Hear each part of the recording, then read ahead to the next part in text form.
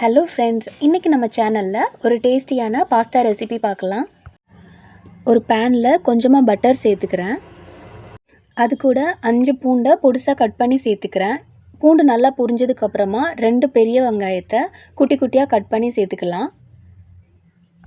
கொஞ்சமாக உப்பு சேர்த்து வெங்காயத்தை நல்லா வதக்கிக்கலாம். அடுத்ததாக பாஸ்தா செய்கிறதுக்கு தேவையான காய்கறிகளை சேர்த்துக்கலாம்.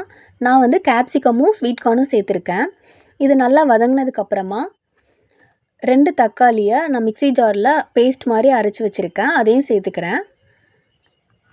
இது கூட கொஞ்சமாக இஞ்சி பூண்டு பேஸ்ட்டு சேர்த்து பச்சை வாசனை போகிற அளவுக்கு நல்லா வதக்கி எடுத்துக்கலாம். இப்போது நமக்கு காரத்துக்கு தேவையான அளவு மிளகாய்த்தூள் சேர்த்துக்கலாம். அடுத்ததாக பாஸ்தா சீசனிங் பவுடர் அது 1 ஸ்பூன் அளவுக்கு சேர்த்துக்கலாம். அடுத்ததாக ஒரு 1/2 ஸ்பூன் அளவுக்கு பெப்பரும் இது கூட சேர்த்து நல்லா கிளறிக்கலாம். ஃபஸ்ட்டே நான் 1 கப் அளவு பாஸ்தாவை உப்பு சேர்த்து 10 நிமிஷம் கிட்ட வேக வச்சு ட்ரைன் பண்ணி வச்சுருந்தேன். அதையும் சேர்த்துக்கலாம். நல்லா கொஞ்சமாக சீஸ் ஆட் பண்ணிவிட்டு நல்லா கிளறிட்டோம்னா டேஸ்டியான பாஸ்தா ரெடி. நீங்களும் இந்த ரெசிபியை வீட்டில் ட்ரை பண்ணி பார்த்துட்டு எப்படி இருந்துச்சுன்னு சொல்லுங்கள். தேங்க்யூ ஃபார் வாட்சிங்.